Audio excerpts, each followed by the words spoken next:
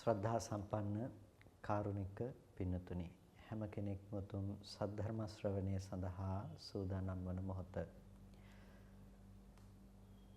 ලෝතර සම්මා සම්බුදුරජාණන් වහන්සේගේ බුද්ධ ශාසනයක් ලැබුණු අද වගේ දවසක ඔබ හැම කෙනෙක්ම ඊටාම අප්‍රමාදීව මේ ධර්මයේ තුල හැසිරෙන්නට අවශ්‍යයි.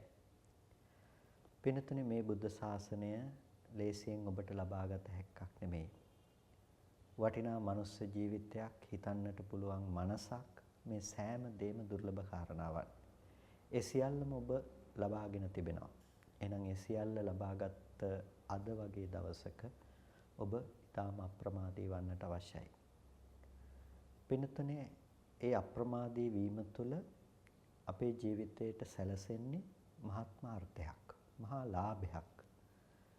ඒ මහත්ම අර්ථයක්, මහා ලාභයක් සැලසෙන්නේ පින්නතුනේ යම් කිසි කෙනෙක් අප්‍රමාදී වීම තුළින් ඔහු සිද්ධ කරගන්නේ ස්වార్థෙමයි, තමාට යහපතක්මයි.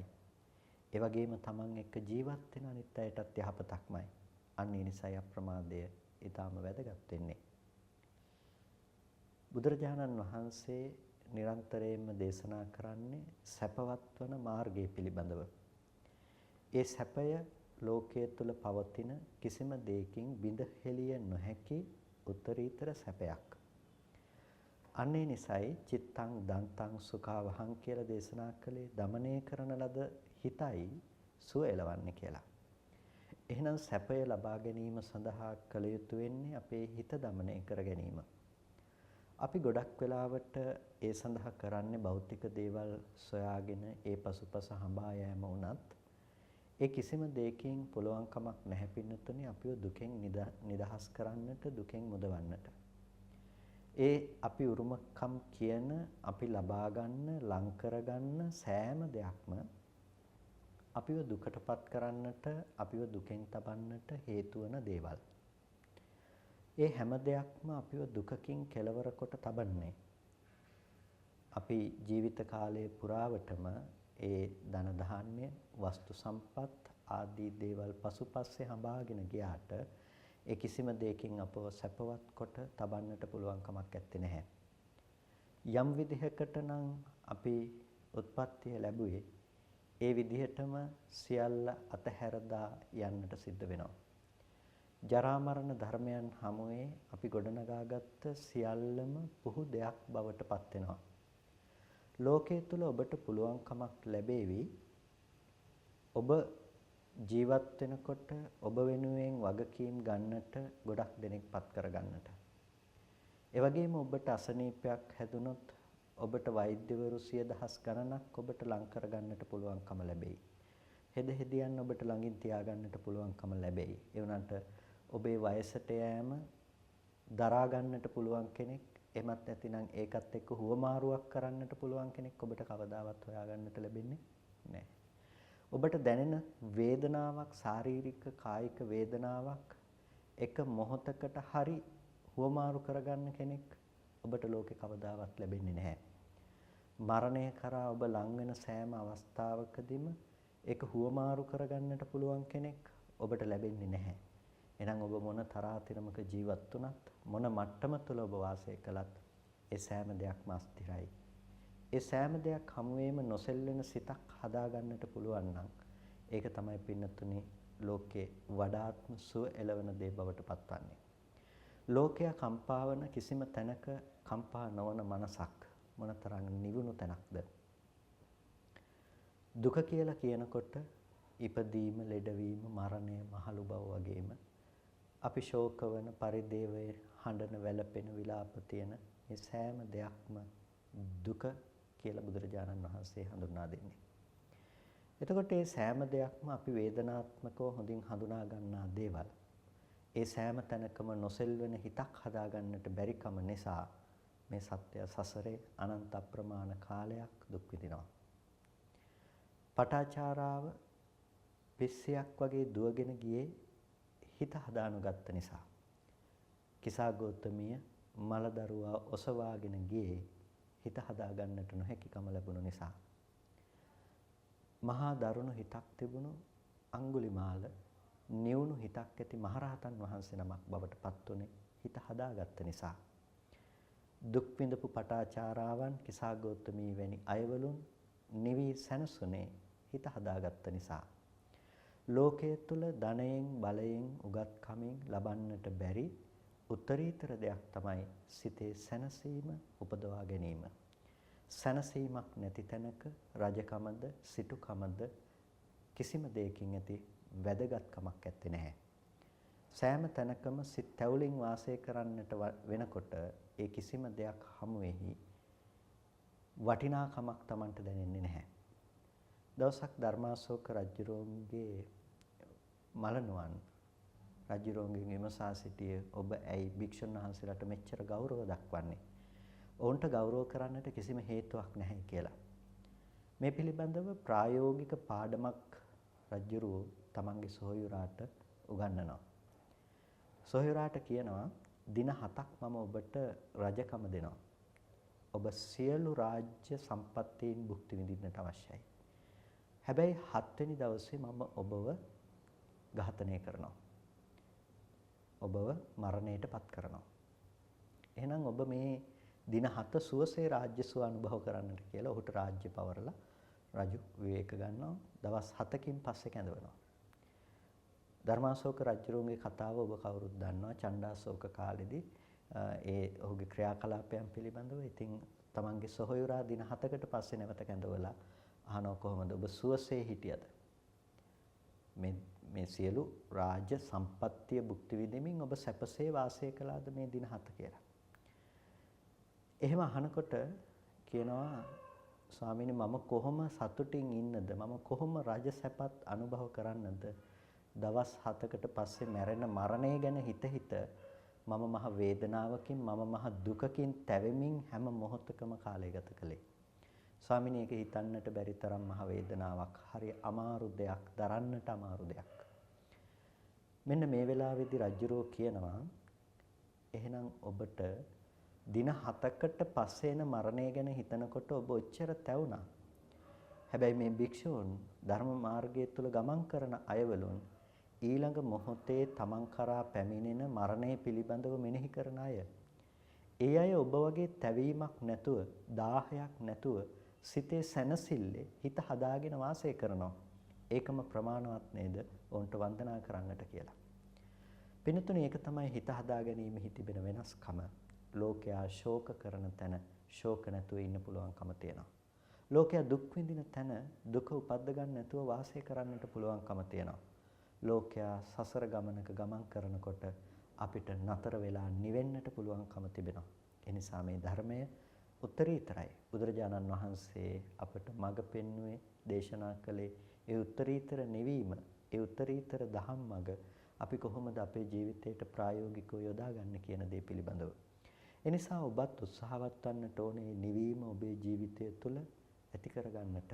ඒ සැනසීම ඔබේ ජීවිතය තුළ උපදවා ගන්නට. ඒක තමයි ඊටාම වැදගත්ම දේ බවට පත්වන්නේ. ඒ නිවෙන මඟ මොකද්ද? ඒ නිවෙන මාර්ගය මොකද්ද? ඒ අපි විමසා බැලිය යුතුයි. බුදුරජාණන් වහන්සේ හැමදාම උත්තරයක් දුන්නේ ලෝකයාට විඳින්නට වෙන ලෝකයාට තිබෙන ප්‍රශ්නවලට උත්තරයක් විදිහට. බෝධිසත්වයන් වහන්සේ ගිහිගේ අතහැරලා යන්නේ ලෝකේ පවතින යම් සත්‍යතාවයක් දැක්ක නිසා. මොකක්ද ඒ සත්‍යතාවය? වේදනාත්මකව සත්වයා කරා පැමිණෙන දුක උන්වහන්සේ දැක්කා. අපි කියනවා සතර පෙර නිමිති දැකීම තුළ උන්වහන්සේ ඒ දුක සහ දුකෙන් මිදෙන ක්‍රමවේදයක් ගැන යම්කිසි දෙයක් සොයා යා යුතුයි කියන හැඟීම ඇති කරගත්තාය කියලා. එතකොට ලෙඩවීම, මහලු බව, මරණය කියන දේවල් උන්වහන්සේ සමාජය තුළ පවතින මිනිසා කරා පැමිණෙන දේවල් හැටියට දැක්කා. Tamanටත් ඒ දෙයට උරුමකම් කියන්නට සිද්ධ වෙනවා කියන දේ අවබෝධ කරගෙන මේ දෙයට උත්තරයක් හොයාගන්නට තමයි ගිහිගේ අතහැරලා ගියේ. උන්වහන්සේකට උත්තරේ හොයාගත්තා. එහෙනම් මේ ධර්මයේ තුලින් අපිට පුළුවන්කම තියනවා ඒ දේ නැති කරලා දාන්නට. මොන දේද? ජරා මරණ දුක නැති කරන්නට. නැතිනම් ජරාව, ලෙඩවීම, මරණය කියන මේ දේවල් නැති කරලා දාන්නට පුළුවන්කම තියෙනවා. ඒ නිසා තමයි මේ ශාන්තිපද සංඛ්‍යාත නිර්වාණය පිළිබඳව අපි හඳුන්වනකොට අජරාමර නිවනයි කියලා කියන්නේ. ජරා මරණ නැති නිර්වාණයක් කියලා. ඒ අජරාමර සංඛ්‍යාත නිවන පිළිබඳව අපි හඳුනා ගන්නකොට පින්නතුනි අපි කොහොමද මේ නිර්වාණය අවබෝධ කර ගැනීම පිණිස අපේ මාර්ගය ප්‍රතිපදාව ඉලක්කගත කරගන්නේ කියන කාරණාව අපි අවබෝධ කර ගැනීම, තේරුම් ගැනීම ඊටාම වැදගත් වෙනවා. පින්නතුනි අපි බලනකොට විශේෂයෙන්ම අපිට දකින්න පුළුවන්කම තිබෙනවා අපි ලෝකේ කවුරුත් එක සමානව ජරා මරණ දුක විඳිනවා. දුක ගැන විස්තර කරනකොට බුදුරජාණන් වහන්සේ ලෝකෙට පැමිණෙන වේදනාත්මක දුක තමයි ඉස්සෙල්ලම පෙන්වා දුන්නේ. ජාතිපි දුක්ඛා, ජරාපි දුක්ඛා, ව්‍යාධිපි දුක්ඛෝ, මරණම්පි දුක්ඛං, අප්පේහි සම්පයෝගෝ දුක්ඛෝ, පියේහි විප්පයෝගෝ දුක්ඛෝ, යම්පිච්ඡන්න ලබති තම්පි දුක්ඛං. මේ හැම දෙයක්ම පින්නතුනේ අපිට වේදනාත්මකව දැනෙන දුක්නේ. හිතට දැනෙනවා වේදනාවක්. එතකොට ලෙඩවීම, මරණය, මහලු බව හැමෝම අපිට දැනෙනවා දුක්. කැමැති දේ කැමැති විදිහට අපිට නොලැබෙනකොට, අකමැති දේවල් වෙනකොට අපි මානසිකව ඇදගෙන වැටෙනවා, අපේ හිතට මහ දුකක් දැනෙනවා. මේවා අපිට විඳින්න වෙන වේදනාත්මක වශයෙන් අපි කවුරුත් විඳින දේවල්. ජීවිතය තුළ දුකක් නොවින්ද මිනිස්සෙක් නැහැ. හැම මිනිස්සෙක්ම දුකක් විඳිනවා. හැම මිනිස්සෙකුටම දුකක් තියෙනවා. වේදනාත්මකව පවතින මේ දුක විඳින්නට සිද්ධ වෙනවා. එතකොට මෙන්න මේකට තමයි උත්තරයක් හෙව්වේ. එතකොට අපිට මේකට උත්තරයක් විදිහට බුදුරජාණන් වහන්සේ පෙන්වනවා ඉස්සෙල්ලම අපි මේ පිළිබඳව තේරුම් ගන්නට අවශ්‍යයි. ජරා මරණ දුක අපිට එන්නේ කොහොමද? ශෝක පරිදේව දුක්ඛ දෝමනස් උපායාස දුක් අපිට එන්නේ කොහොමද? මේ දුක පිළිබඳව අපි තේරුම් ගන්නට අවශ්‍යයි. එතකොට දැන් මෙතනදී ජරා මරණ දුක අපි ප්‍රමුඛ කරගෙන කතා කරනවා අනිකුත් සියලුම දේවල් දුක් වන නිසාමත් ඒ වගේම මිනිස්සෙකුට පැමිණෙන්නට පුළුවන් මහත්ම හානිය ජරා මරණ දුක නිසාමත්. එතකොට මේ පිළිබඳව බුදුරජාණන් වහන්සේ දේශනා කරන කරුණු හතරක් විදිහට අපි කියනවා චතුරාර්ය සත්‍ය සංග්‍රහය කියලා. ඒ තමයි ජරා මරණම් පජානාති, ජරා මරණ සමුදයම් පජානාති, ජරා මරණ නිරෝධම් පජානාති, ජරා මරණ නිරෝධගාමිනී පටිපදංච පජානාති.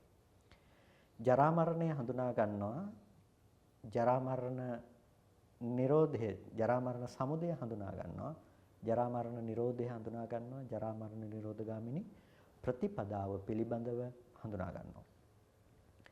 එතකොට ජරා මරණය හඳුනා ගන්නවා. අපි කොහොමද ජරා මරණය හඳුනාගන්නේ? ජරා මරණය අපි හඳුනාගන්නේ ජීවිතයට පැමිණෙන ජරා මරණ දුක තුළ.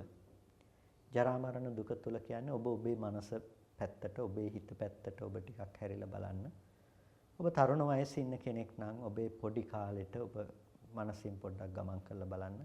ඔබට පෙනේ ඔබේ පොඩි කාලයට වඩා ඔබ දැන් පරිණත වෙලා ඔබේ කය ඊට වඩා වැඩිලා ඊට පස්සේ පසු අවධියකට අවුරුදු තව 10ක් 15ක් 20ක් එහාට බලන්න ඔබ වයසට යන පුද්ගලයෙක් බවට පත් වෙනවා. ඒ වගේම ඔබ මැදි වයස කෙනෙක් නම් ඔබ බලන්න තව අවුරුදු 20ක් ඉස්සරහට සහ 20ක් ආපස්සට. එතකොට ඔබට පේනවා මේ කය ක්‍රමක්‍රමයෙන් පරිහානිය කරා යනවා කියලා. ඔබේ කෙස් ගස් ඉදෙනකොට මූණේ හැම ටිකෙන් ටික රැලි වැටිලා යනකොට ඔබේ අතපය වේදනා දෙන්නට පටන් ගන්නකොට වසඟයටපත් නොවෙනකොට මේව වෙවුලන්න පටන් ගන්නකොට දත් දිරනකොට ඔබට මොන වගේ හැඟීමක්ද තේරෙන්නේ? ඔබට මොන වගේ හැඟීමක්ද දැනෙන්නේ?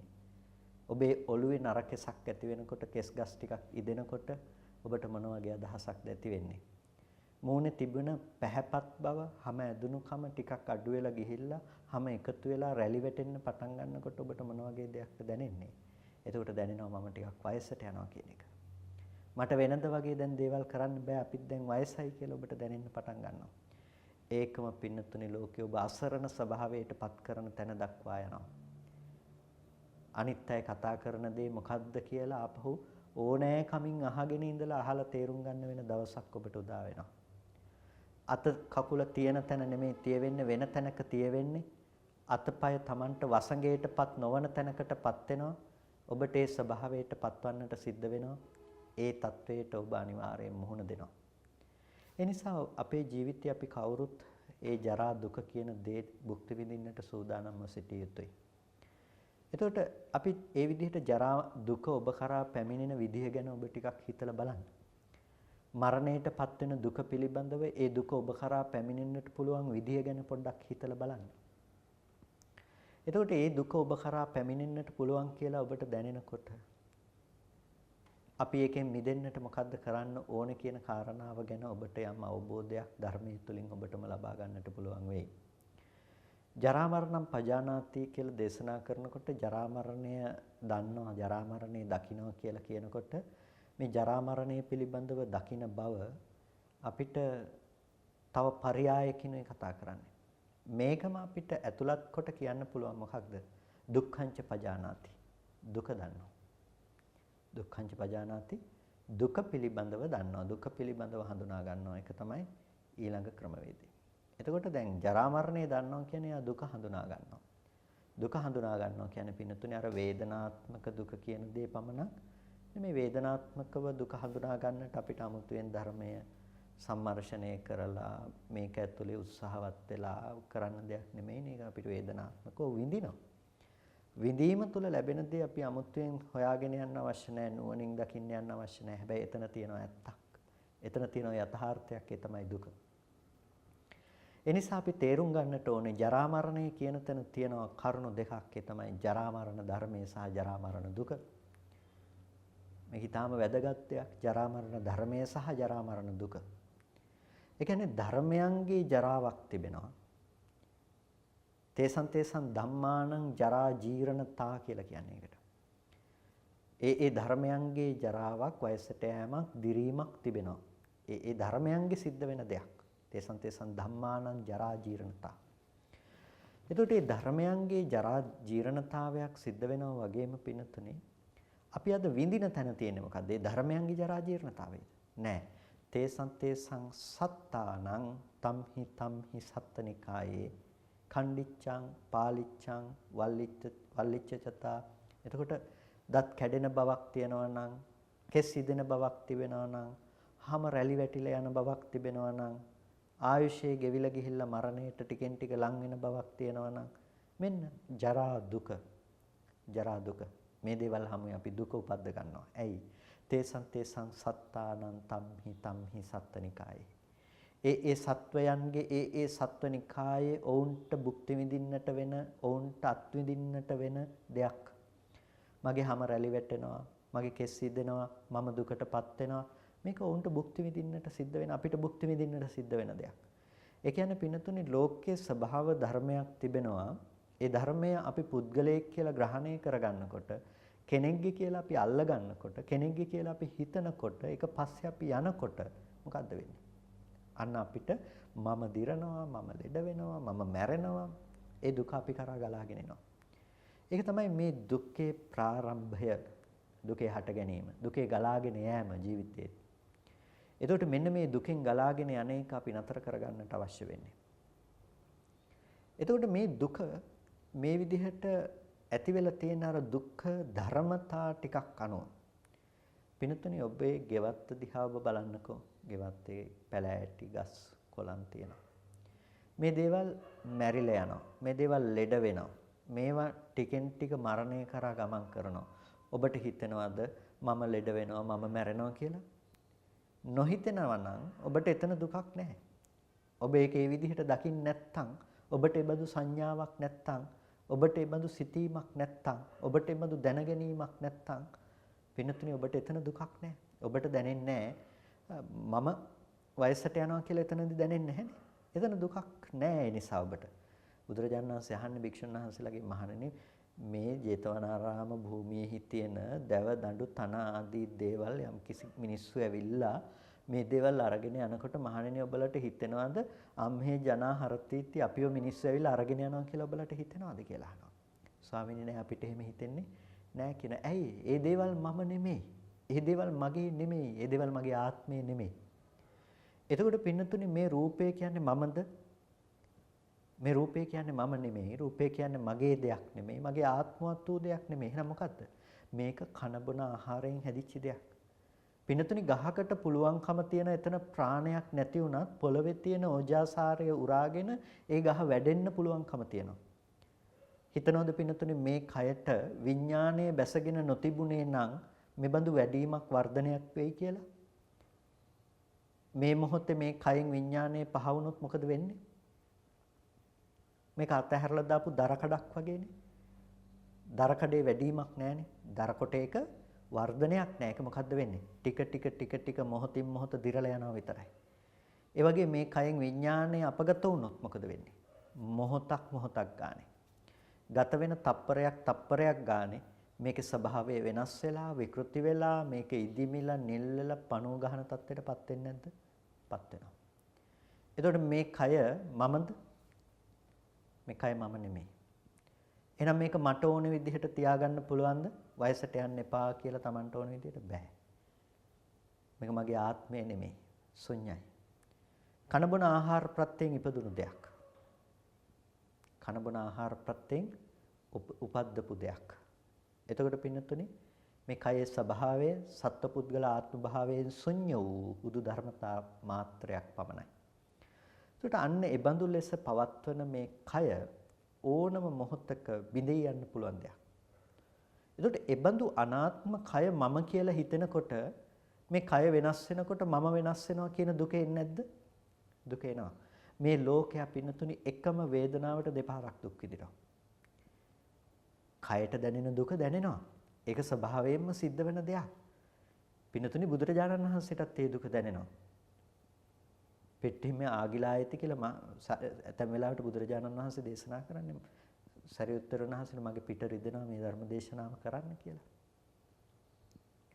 අවසාන කාලේදී බුදුරජාණන් වහන්සේ 80 වයස් වෙලා ඉන්නකොට බුදුරජාණන් වහන්සේ දේශනා කරන්නේ පිපාසිතෝස්මි ආනන්ද කිලමතෝස්මි ආනන්ද ආනන්ද මට පිපාසයි ආනන්ද මට ක්ලාන්තයි. සම්බුදු සිරුරටත් වේදනාව දැනුණා. රහතන් වහන්සේලාටත් වේදනාව දැනෙනවා. ඒක කය පරිහරණය කරන තාක් මේ කය ඇසුරු කරගෙන සිත පවතිනවා නම් වේදනාව කියන දේ දැනෙනවා. වේදනාවේ නෙමෙයි ප්‍රශ්නේ තියෙන්නේ. ප්‍රශ්නේ තියෙන්නේ මොකද්ද? ඒ වේදනාව ගෙනෙනු ලබන කය මම කියලා හිතනකොට වේදනාවක් විඳිනවා. අනේ මම ලෙඩ වුණානේ කියලාත් විඳිනවා. පිනතුනේ අසෘතවත් පෘතජ්ජනයින්ට වැඩිපුරම තියෙන්නේ මම ලෙඩ වුණානේ කියලා හිතෙන් ඇති කරගන්න ලෙඩේ. හිතන්නකෝ පැයක් තිස්සේ ඔබට ඔළුව කැක්කමක් හැදිලා තියෙනකොට ඔබ විඳින්නේ මේ මොහොතේ කයත් ස්පර්ශයත් නිසා හටගත්ත දුක්ඛ සහගත කාය වේදනාවද ඔබ විඳින්නේ. එහෙම නැත්නම් ඔබ විඳින්නේ මේ පැයක් තිස්සේ මට හරි අමාරුයි මගේ ඔළුව රිදෙනවා කියන වේදනාවද කියලා. ඔබ විඳින්නේ අනේ මට පිළිකාවක් දැන් මම මැරෙනවා කියන දේ නෙමෙයිද ඔබ වැඩිපුර විඳින්නේ. ඔබ විඳින්නේ කය පරිහරණයෙන් එන වේදනා මාත්‍රේ විතරද කියලා බලන්නකෝ. පින්නතුනි වැඩි කොටසක් තියෙන්නේ මානසිකව කය අනුව අපි උපද්ද ගන්න දුක. එතකොට මේ වැඩිපුර තියෙන ඒ දුක මානසික දුක නම් අපිට ඒ දුක නැති කරන්න පුළුවන්කම තියෙන දෙයක්ද බැරි දෙයක්ද? ඒ දෙක අපිට නැති කරන්න පුළුවන්කම තියෙන දෙයක්. මොකද්ද කරන්න ඕනේ? පින්නතුනි ලෙඩ වෙනකම, දිරණකම ස්වභාවය කරගත්ත මේ කය මම කියලා දකින්න එක කෙනෙකුට අයින් කරගන්න පුළුවන් නම්, මගේ කියලා දකින්නකම අයින් කරගන්න පුළුවන් නම්, මගේ ආත්මය කියලා දකින්නකම අයින් කරගන්න පුළුවන් නම් රූපය දිරනකොට ඔහුට දිරන රූපය අනුව මම දිරනවා කියන අදහස ඇති වෙන්නේ නැහැ.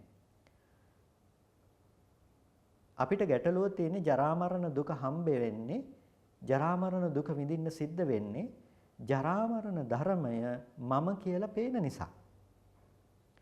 ජරා මරණ ධර්මය මගේ අය කියලා පේන නිසා.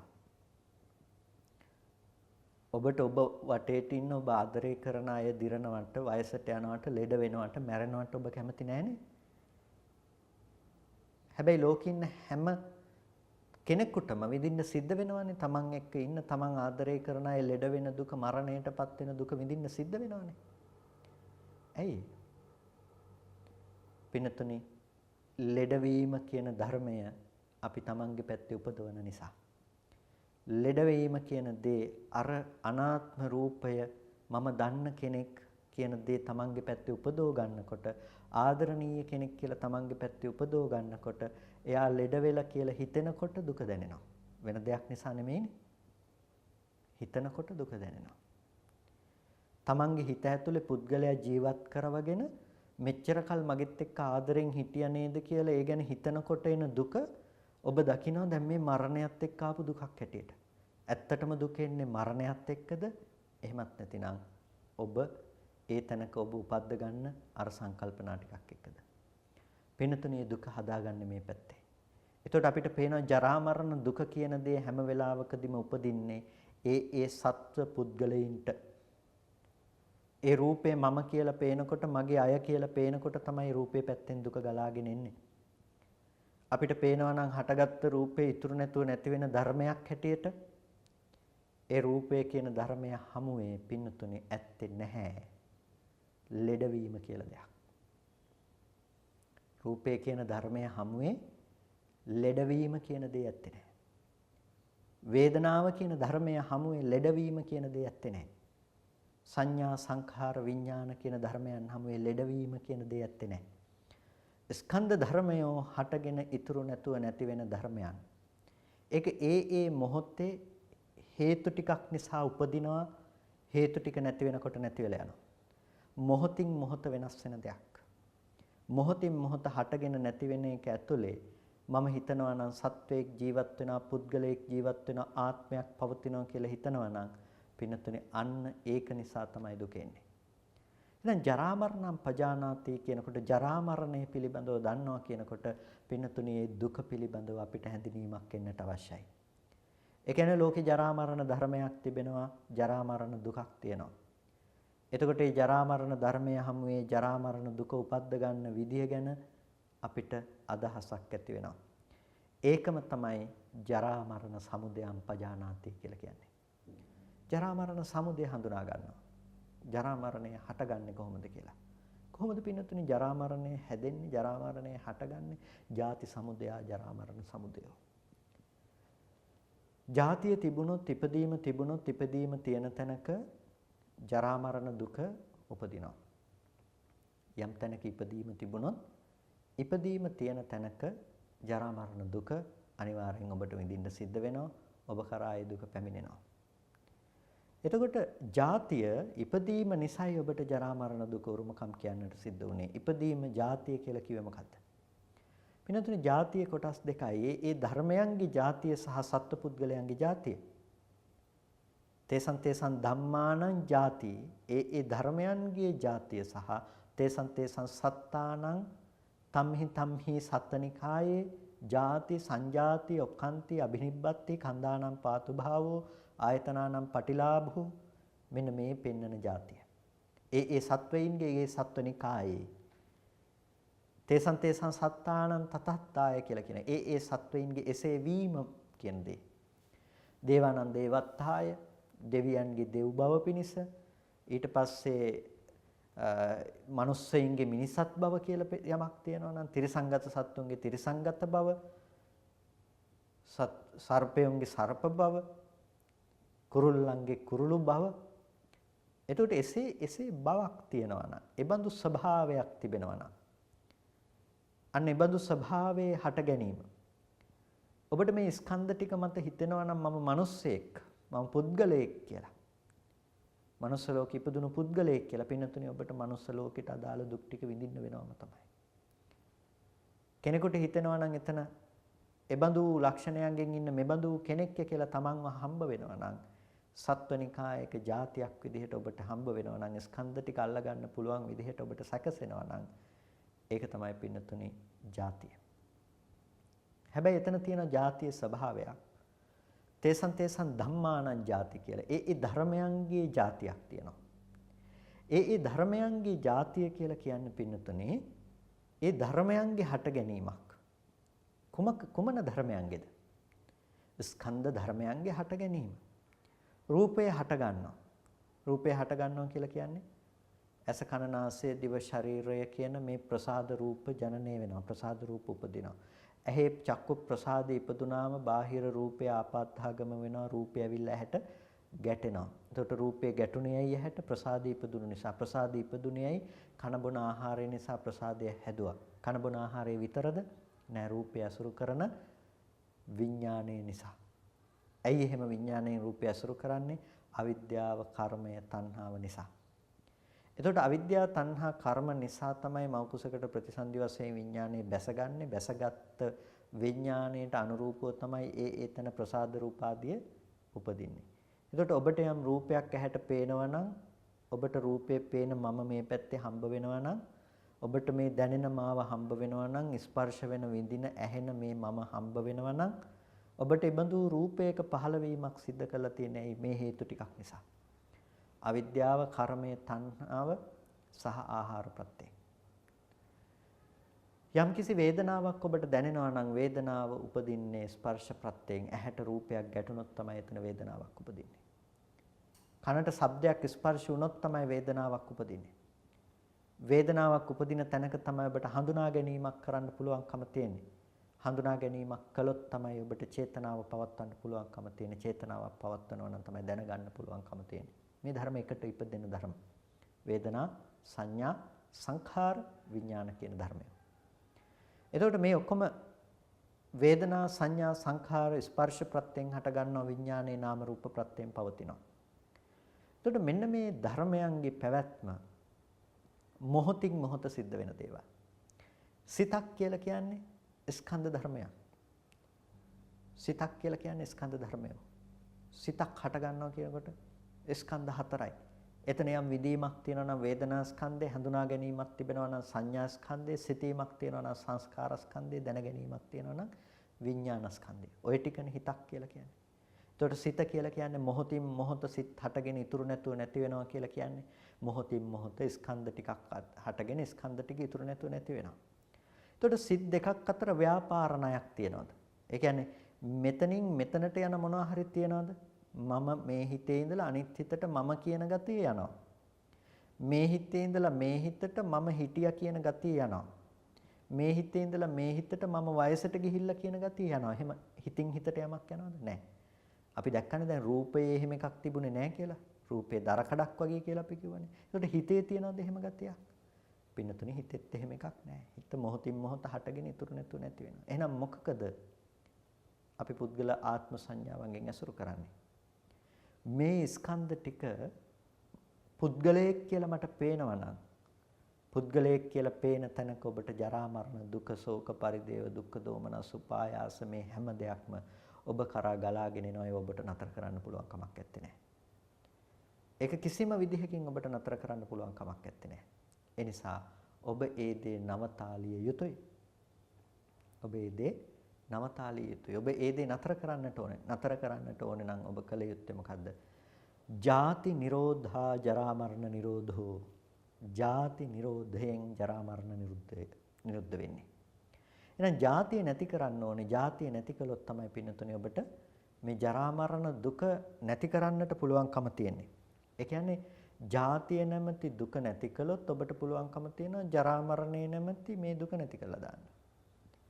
එහෙනම් ඔබ සිද්ධ කළ යුතු දේ වෙන්නේ මොකද්ද? ජාතිය නැමැති දුක නැති කරලීම.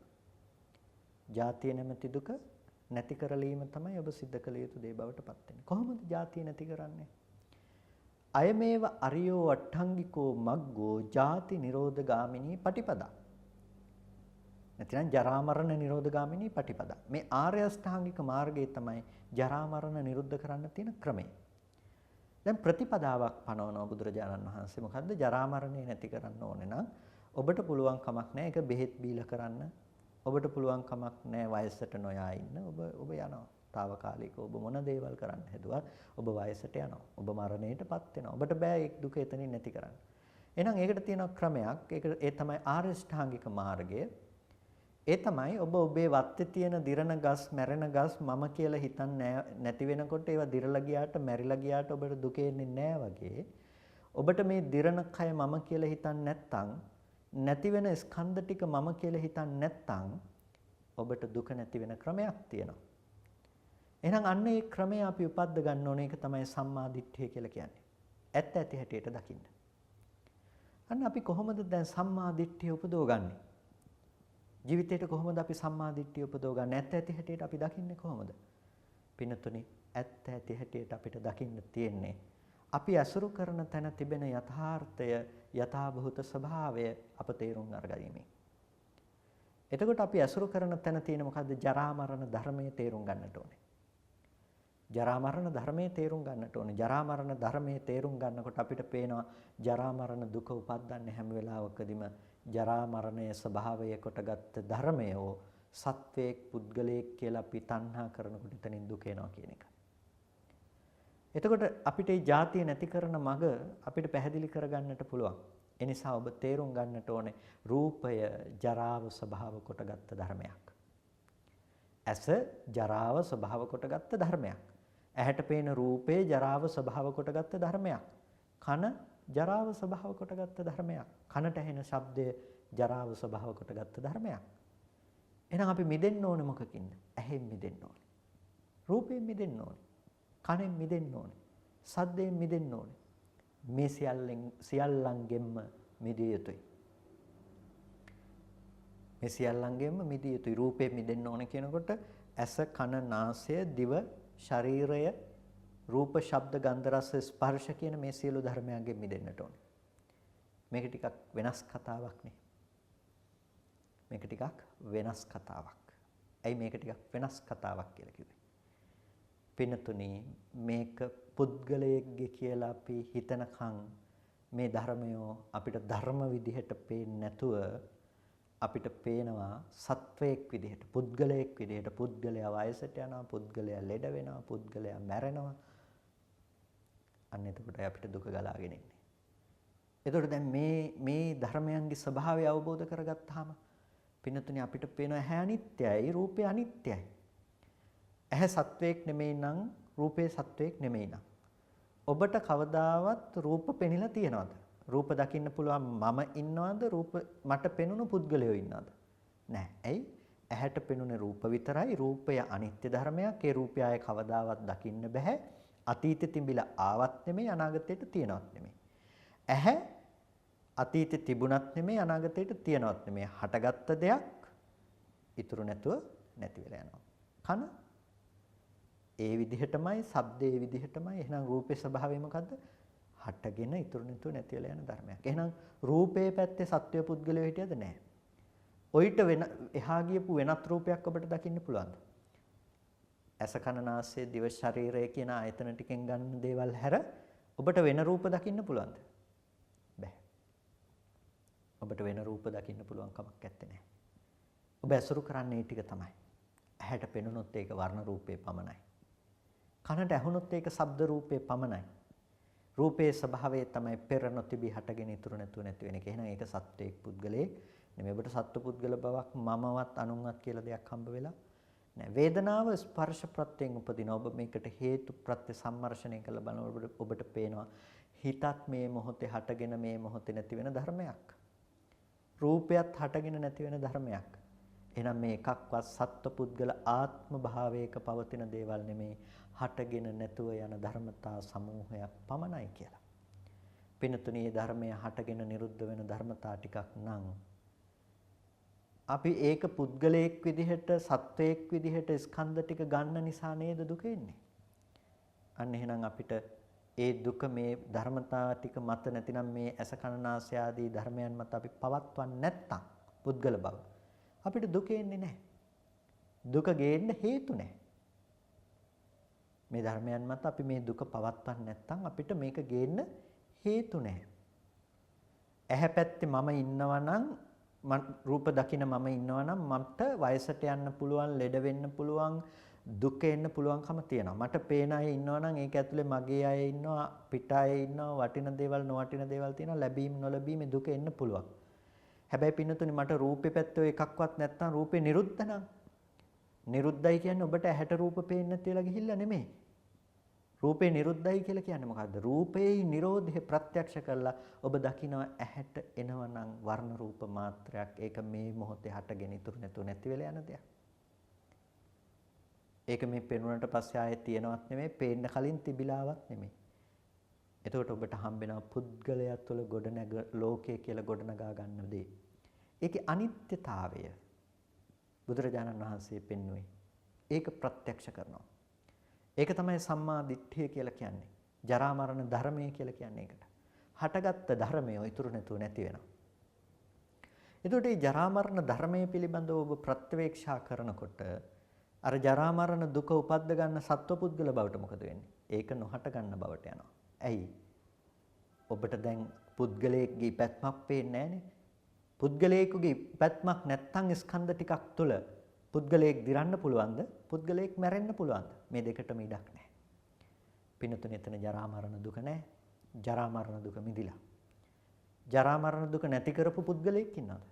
නැහැ. එහෙම පුද්ගලයෙක් ඉන්නවා කියන්න පුළුවන් කමකුත් නැහැ. ඒ නිසා බුදුරජාණන් වහන්සේ අපට ධර්ම දේශනා කළේ මේ දුක අපි කොහොමද නැති කරන්නේ? දුක නැති කරන තැන ප්‍රතිපදාව අපි කොහොමද අපේ ජීවිතයට උපද්දගන්නේ කියලා. ඔබ අප්‍රමාදී විය යුත්තේ පින්නතුනි එතනට ක්‍රමක්‍රමයෙන් ගමන් කරන්නට. ඔබ ප්‍රතිපදාව පිරිය යුත්තේ එතනට ක්‍රමක්‍රමයෙන් ගමන් කරන්නට. ඒ නිසා ඔබ සම්මා දිට්ඨිය උපදව ගත යුතුයි. සම්මා දිට්ඨිය කොතැනට යන්නද අපි උපදවගන්නේ? සම්මා දිට්ඨිය උපදව ගන්න ඔබ නිවන කරා ක්‍රමානුකූලව ගමන් කරන්න. නිවන කරා ක්‍රමානුකූලව ගමන් කරන්න. එතකොට ඔබේ ජීවිතයේ සීලය තුල ඉඳලා පටන් ගන්න මේ ඥාන දර්ශනයේ ජීවිතයට ප්‍රායෝගිකව භාවිත කරන තැන දක්වා. ඔබ ජීවිතයේ එදිනෙදා හම්බෙන අරමුණු තුල නොසැලෙන විදිහට ඔබ හොඳට දකින්න පුරුදු වෙන්න ස්කන්ධ ටිකක් විදිහට ඔබටම තේරෙයි දුකට පදනම නැති වෙලා යනවා කියන එක. තරහ අමනාපයන්ට පදනම නැති වෙනවා කියන එක. ඇලීම් සහගත අරමුණු වලට පදනම නැති වෙනවා කියන එක. පින්නතුණි ඒක තමයි නිවෙන්න පුළුවන් ක්‍රමය. ඒක තමයි හිත හදා ගන්න පුළුවන්, හිත দমনය කර ගන්න පුළුවන් ක්‍රමය. ඒකට අප්‍රමාදී වන්නට කියලා ඔබට බොහෝම කල්යාණ මිත්‍ර භාවයෙන් සිහිපත් කරනවා.